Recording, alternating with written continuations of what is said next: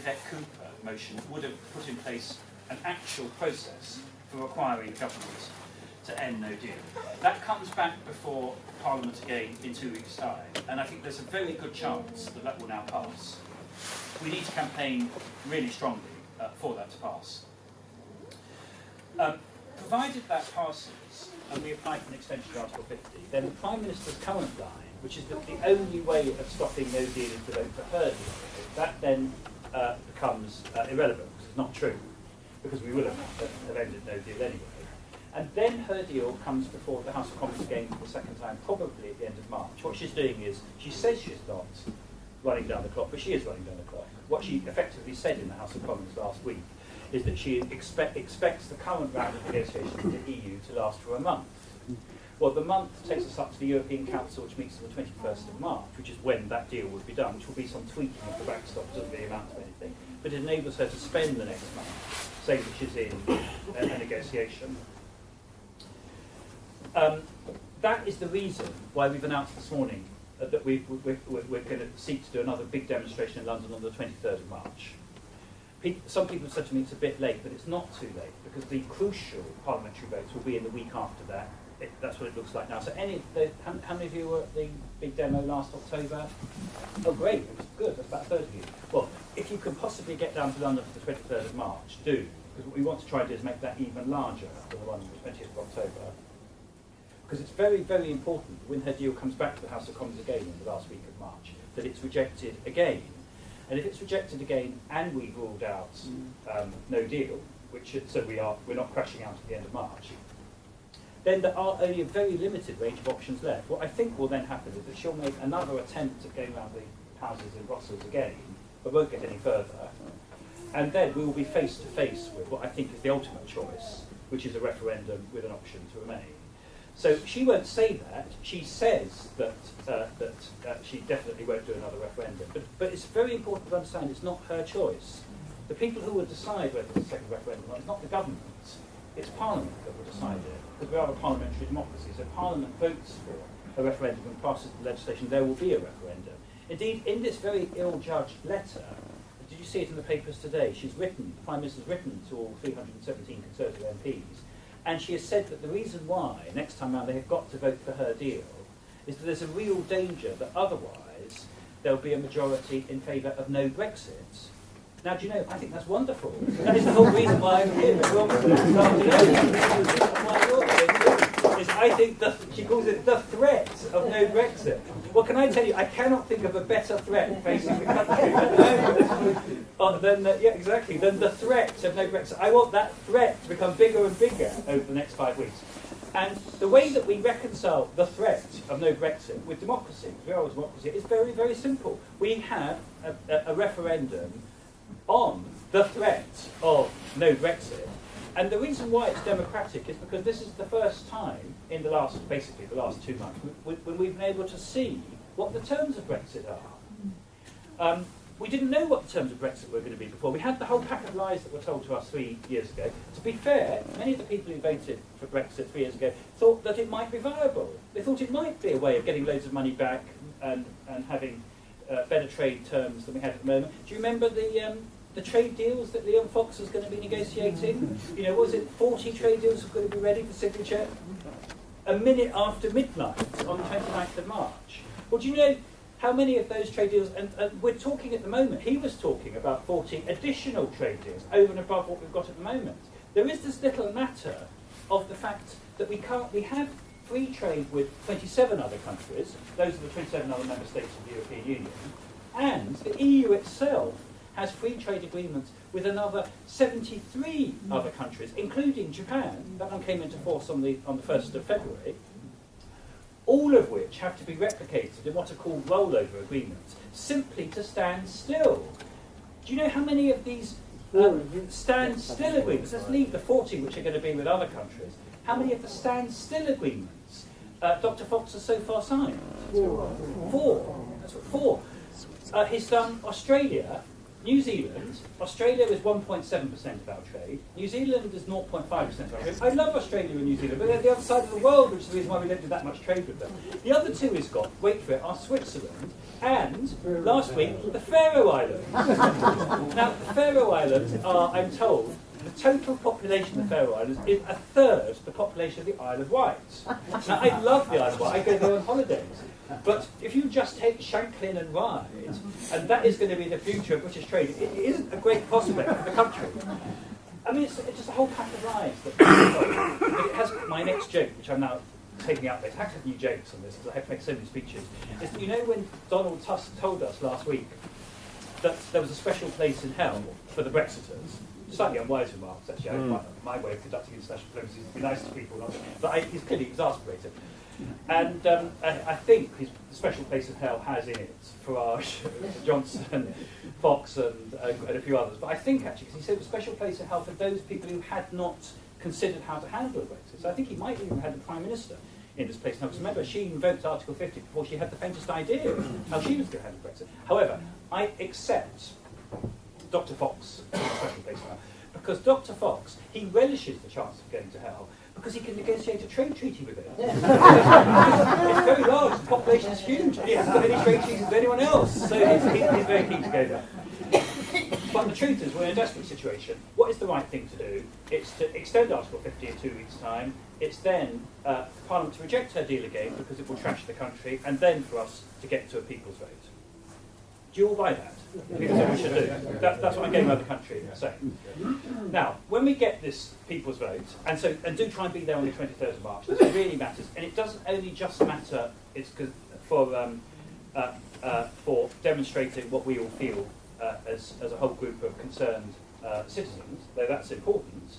It also matters because it will crucially affect our MPs' vote the week after. They think that the voice of the people is really out there, loud and clear. That will make an impact on them. It will also make an impact on other European leaders as well, because what they're very worried about is, because they desperately want the situation, this crisis resolved too, is the only way of resolving it basically to find some way of going along with Theresa May, or is there another option, which is a referendum?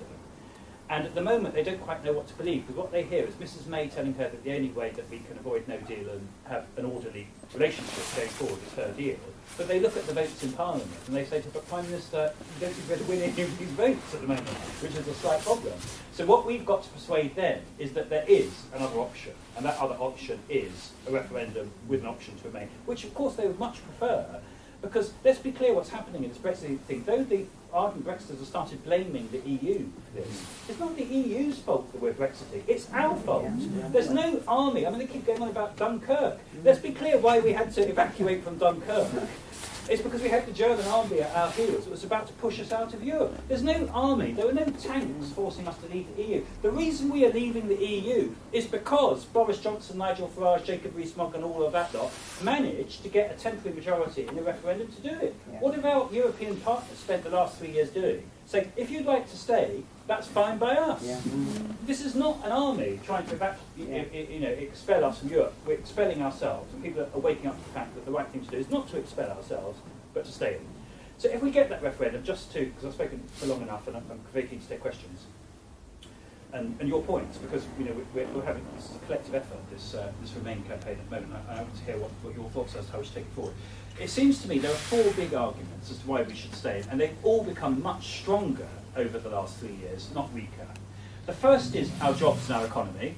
It's now clear that we cannot be in and out at the same time. We cannot say that we're going to maintain as David Davis said at the beginning, the exact same benefits, those were his words, the exact same benefits of the single market and the customs union whilst leaving them. It's like the golf club. You can't maintain the exact same benefits of being in the golf club whilst leaving it. Sometime or other, the secretary is going to come along and say, hey, are you in or are you out? Are you going to pay your dues and abide by the rules or not? And that is the position that we're in now. And the facts are the facts. They can't be gainsaid by just telling lies. not only 45% of our trade is with the EU.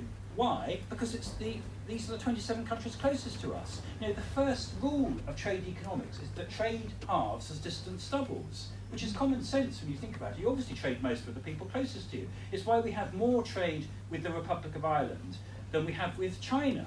Not because the Republic of Ireland is larger, but because it's so much nearer, including a 250-mile land border with them. So we should safeguard that trade. Obviously, we want trade with countries beyond that too, and we want the best trade terms we can get. But the way that we're going to get decent trade terms with the countries beyond the EU is by staying in the EU. Because the single most effective trade negotiator on our behalf at the moment is the EU. And why? Because the EU is a bloc of 500 million, and Britain is a country of 67 million. Who is more likely, starter for 10, to get the best trade terms out of Donald Trump and President Xi? The EU with its 500 million, or Britain with its 67 million. And in case you think that these are sort of charitable individuals who are going to give us a trade deal because they want to do it, well, you only need to listen to Trump for 5 minutes, or Xi, for the same period of time, to realise that this is a calculation of brute force and economic power. The reason we will get a decent trade deal with the United States is because we, the European Union together, are a bloc the same size as the United States and half the size of China, but of course, but much richer. That's the reason why we'll do it. If we try to do it on our own, then the chlorinated chicken and the opening of our NHS to the Americans to start coming in and undercutting prices and all of that will come into play. And we know that that's the case. You don't need the crystal ball. Trump has said it. He said that that's what we would need to do. So what's the right thing for our jobs and our economy is to stay in the EU. Secondly, Ireland. Do we have any Irish friends here? With 1, 2, 3, 4? That's a very low proportion, actually. Normally it's more in meetings of this kind. We are indissolubly associated with Ireland. We share the British Isles with them. Not only do we share the British Isles with Ireland, with large numbers of Irish citizens who are here and vice versa, but we both share the island of Ireland because of the status of Northern Ireland, which is an integral part of the United Kingdom. Now, the best thing that the British state has done in the last 30 years, in my opinion, and I hope that you'll agree with this, is the peace process in Northern Ireland. Yeah. And let's pay tribute to both John Major, who started it very courageously, and Tony Blair, who finished it, with successive Irish prime ministers and with, not the DUP actually, because they opposed it, but with the other political parties in Northern Ireland. It was a rare case of the stars being aligned, public-spirited people coming together and all of that. Before that, because most of us here are old enough to remember that, before that, we not only had 3,500 people killed in Northern Ireland and tens of thousands maimed in what was effectively a civil war that had been going on for 30 years, but we had terrorism on the mainland too, including, I remember, do you remember the Manchester bomb and all of that? And I'm a Londoner, and I was in Regent's Park on the day in 1981 where the bomb went off in the bandstand. I was in another part of the park. I remember the ambulances, and it was absolute pandemonium, which was 9 Royal Green Jackets who were killed with 20 others seriously maimed. That was 1981. That's what was going on in this country until we got the Northern Ireland peace process. Now, the Northern Ireland peace process, which culminated in the Good Friday Agreement of 1998, the two of the key conditions of that were an open border between the Republic of Ireland and Northern Ireland, so that there could be trade, travel, no communities being isolated, and all of that. That was condition number 1. And condition number 2 was consent.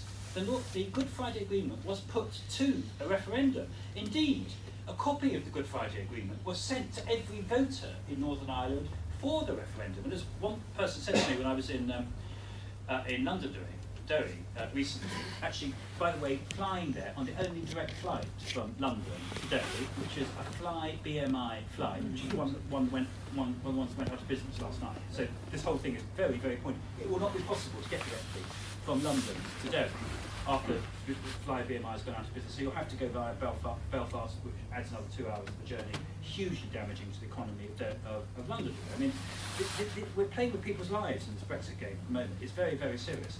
But somebody said to me in a meeting I did there recently that it was great that a copy of the Good Friday Agreement had been sent to every voter of Northern Ireland when they came to vote in a referendum, and the same should happen with Theresa May's Brexit deal, which of course is the reason why we need a referendum. which is that 3 years ago, there wasn't a copy of any document to send to people because there was no document. You know, we were voting blind with a wish list, 350 million and all of that, but now we've got it. We can see it. So those were the two key points, principles at the heart of the Good Friday Agreement. And to give Theresa May her due, she knows that, which is the reason why she agreed this thing called the backstop. What the thing called the backstop says is that in the event of Great Britain, which is our part of the United Kingdom, deciding to have different customs, tariffs and immigration rules from the EU, and let's be clear, that's what they want. That is what the Brexiters want, including Theresa May. She's already published an immigration policy that has radical changes to the rules that currently apply within freedom of movement. So in the event of that happening, what the backstop says is that Northern Ireland will, to all intents and purposes, remain in the EU.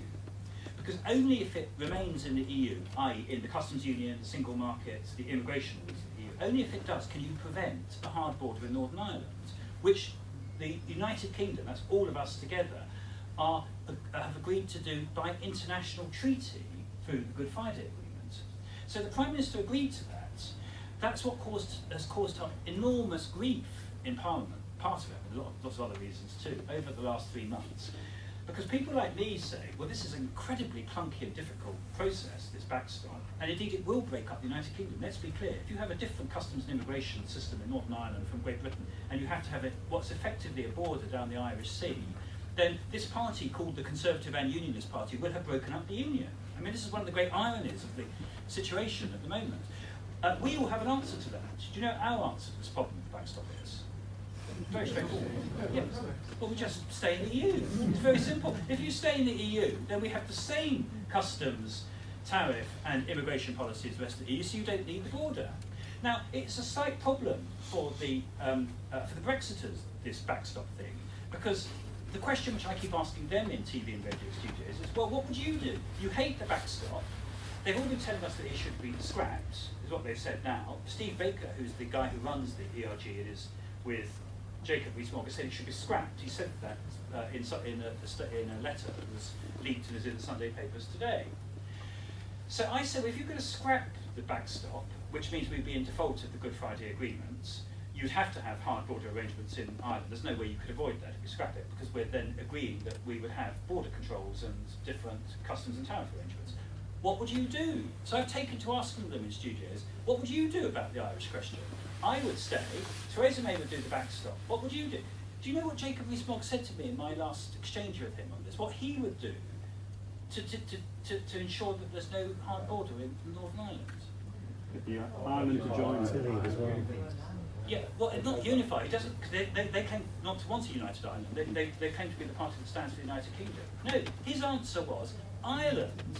That's the Republic of Ireland. Yeah. Ireland should also leave the European Union. Now, there is a logic to this. Can I explain to you the logic? You probably clocked it already.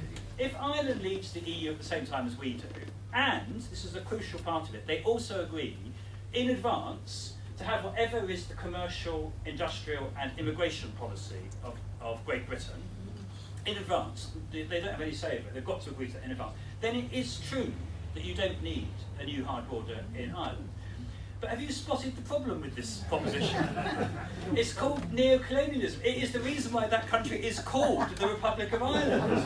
There was 400 years when they did do everything that we told them, including at the end of a bayonet, literally, for a large part of that time. It did not work. That is the reason why we had the Good Friday Agreement.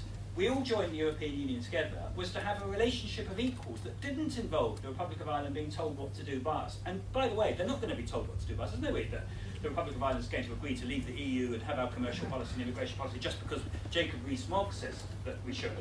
It is very revealing about Jacob's mindset, because what this hard nationalist mindset is that everything will basically be fine if you just turn the clock back. Whether it's to 50 years when we heroically saved Europe on our own, which of course, by the way, wasn't true, we didn't do it on our own, but they have this sort of Dunkirk vision in their mind, or whether it's 100 years ago when we had the British Empire and everything was fine. Indeed, they are very logical about this. Did you hear Jacob on Question Time last week saying that the concentration camps were a good idea? Because we invented concentration camps when we fought the Boer War, which was a war against South Africa in 1900. one of the most disreputable periods of Britain's imperial history. Most of the others, by the way, have been in Ireland, so there's quite a lot of competition for these periods. But he said that the concentration camps were a good idea because they protected the people of South Africa from the war. The bit that he omitted to say is the reason why there was a war in the first place, which was because the then South African states wanted to declare independence from Britain, and we wouldn't let them. And so we then sent an army down there. A huge error, a huge excess of imperialism, but Jacob thinks it was all a good idea. So this mindset, this kind of neo-colonial imperial mindset, that everything will be fine if we turn the clock back 100, 150 years' time, is at the root of Brexit. And if it takes hold of our country at large, it will destroy civilised behaviour in our country if that happens, because where it will end up on is us basically declaring UDI against all of the other parts of the United Kingdom, Scotland, Wales, Ireland, against the rest of the European Union. That can only end in tears for us as a country. So the second reason why we should stay in is Ireland, because we need close, collaborative, open relations with Ireland, because we share the British Isles between them, and any other situation is going to be catastrophic for us as a country. Third reason, the young. At the moment, young people thinking of how their careers are going to span out over the next 30, 40, 50 years can plan across the whole of the EU. They have at the moment, because we have this thing called freedom of movement and we're all citizens of the European Union, they have the absolute right to travel, work, settle and forge relationships across the EU. And they want to keep that, and they're clocking, because I do meetings in universities and sixth formers across the country at the moment, and sixth formers are really clocking the fact that this Brexit thing, what that could mean by the time they come to start forging their careers is that they won't be able to travel, work, settle and forge careers across the EU. And as one of them put it to me, when I was explaining all of this, he said to me recently, Lord Adonis, do you mean that we're going to be shut up on a small island with Jacob Rees-Mogg, Nigel Farage and Boris Johnson? And I said, I'm afraid that is what it means. And you know, they don't want that. What they want is what we've got at the moment. And you know, I think they're right. That's what we should keep at the moment. Because this scare that was got up about immigration, including, do you remember another of the lies that was told 3 years ago, is that 7 million Turks would be arriving? Well, those 7 million Turks, they haven't arrived. I keep looking for them. Maybe they're here in Wilmslow. They're being hidden by Jacob Rees-Mogg and Boris Johnson, but they ain't here.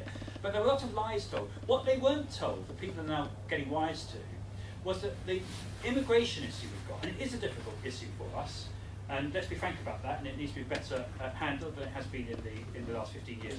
But it's all part of this thing called freedom of movement that also gives an absolute right to British citizens to travel and settle on the continent and work on the continent. The work is the crucial thing. They have an absolute right to work.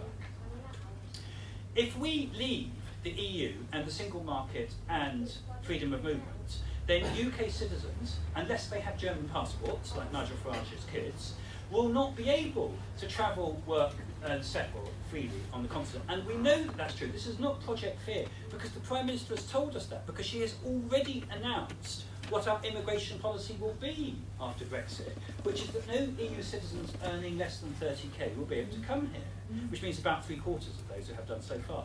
The key point about it is that if EU citizens earning less than 30k can't come here, then UK citizens earning under 30k will not be able to work on the continent, which is most young people, because most young people, whatever they go on to do, they start off earning less than 30k. Most of them, particularly those in the music, cultural and other sectors, which we're hugely successful at as a country, they never earn more than 30k. So their whole prospect of being able to work on the continent is being removed in one fell swoop. So what do they want? They want to stay. I also think, by the way, if we have a referendum later this year, 16 and 17-year-olds should have the votes, because and they think so strongly too, because their future is overwhelmingly engaged in this. Can I just do a straw poll? How many of you think that we should give 16 and 17-year-olds the vote? Including one youngster. He's probably going to be a little bit too young. But we might give, so I've got his name. We're going to give Arthur a special vote. Because he's the only, how old are you, Arthur? He's the only 9-year-old has so far come to one of my meetings. So I think there should be a special, he should, because he's now going to be so well informed, he's going to be the best informed 9-year-old in the country, he should have a vote in his own. I think also... Lord Andrew Stunnell says we can't negotiate the 16 and 17-year-olds having a vote because the people, some Brexiteers would say that this is unfair and you're fixing the figures. Well, I don't think that's true at all. Parliament will decide who has to vote in a referendum. 16 and 17-year-olds did have the vote in the Scottish referendum 4 years ago. So it is true that the Brexiters will cry foul. But you can't get it through Parliament. well, you can. Well, I think there will be a majority of it. There's a majority of MPs who are now in favour of votes for 16 and 17-year-olds at large. Because remember, the Scottish Parliament has given the vote to all Scottish young people, 16 and 17-year-olds, in all of their elections, and the Welsh Assembly has done the same. My own view is that you can't discriminate. It should now happen for all UK elections, including the next general election. But I think that that's the right thing. Because let's be clear, 16 and 17-year-olds, they don't think that the older generation have made a great success of what's been happening in the last few years. And do you know, I think they're right. They're perfectly capable of understanding the issues, absolutely capable. And I also think it will make a big change to the political culture of our country. It means that politicians will have to start going into schools and engaging with young people. And I think that's a very, very good thing. So my view, I respect Angus Funnell's point of view, but it's a point of view, it's not one that I share. Fourth and final reason why we should campaign to stay. So we've got the economy, we've got Ireland, we've got young people. The fourth reason is that the European Union, as we look back on it now and take stock as we're about to leave, is the most successful peace project in the history of Europe.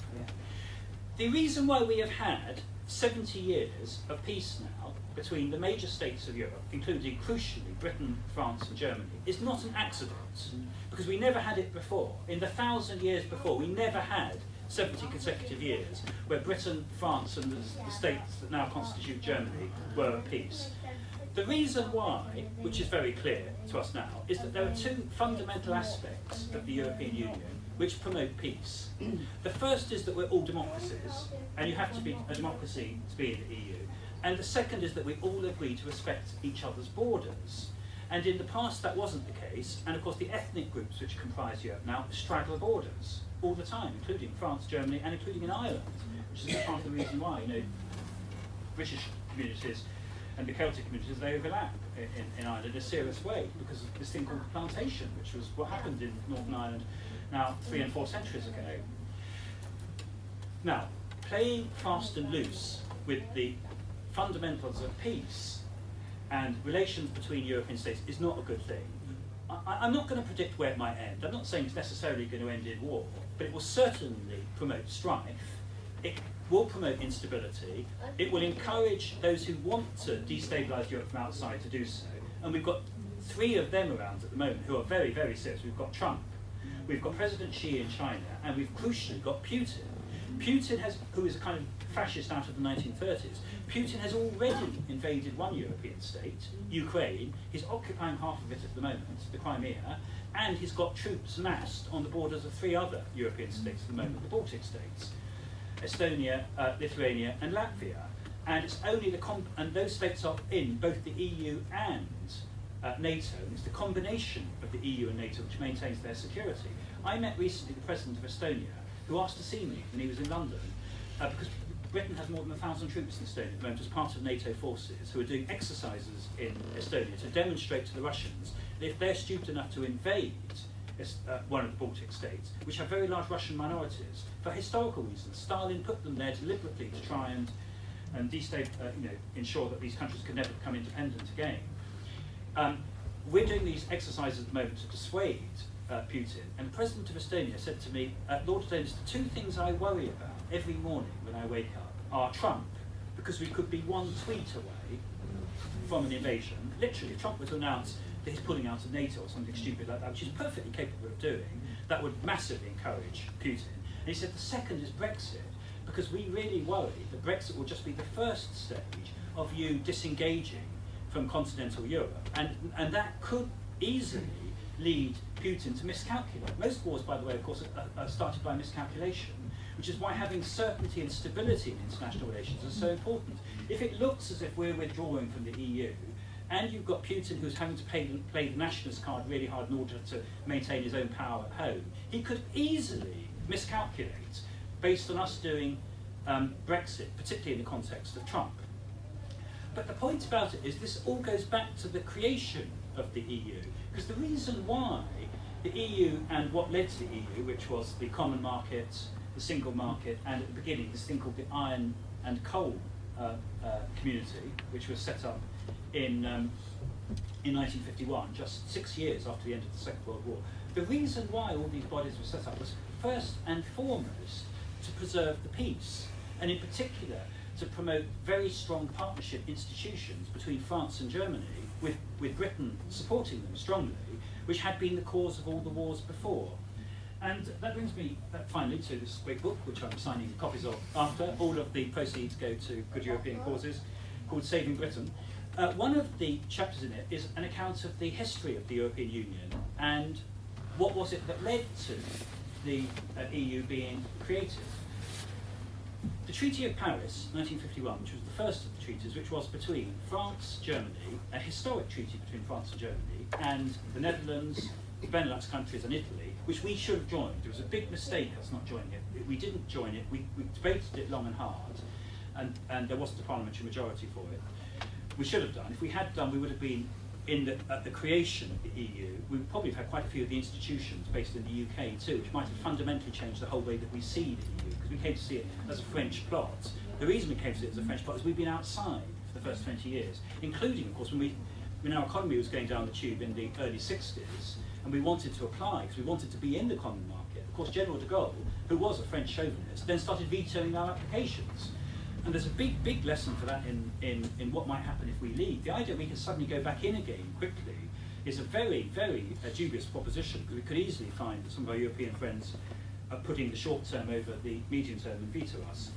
But the Treaty of Paris of 1951, what's really interesting about it, as you go back to read it, the opening section, which talks about the fundamental purposes of the treaty, is it doesn't actually mention coal and steel and economic relations at all. What it talks about is war, peace, stability, and civilization. And I just want to read you the opening section, because it goes to the heart of what this European Union project is fundamentally about and why we should stay.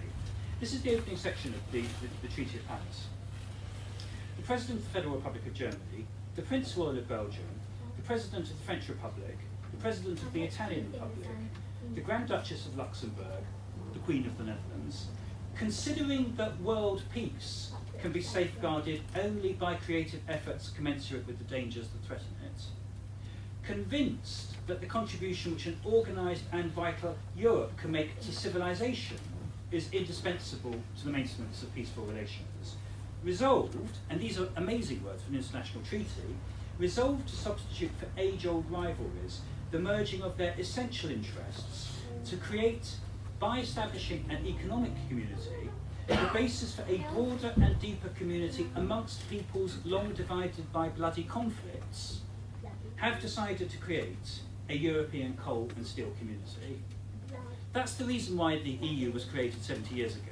It's the reason why we should stay in, it's the reason why we should carry on campaigning, and it's the reason why I believe we can still win.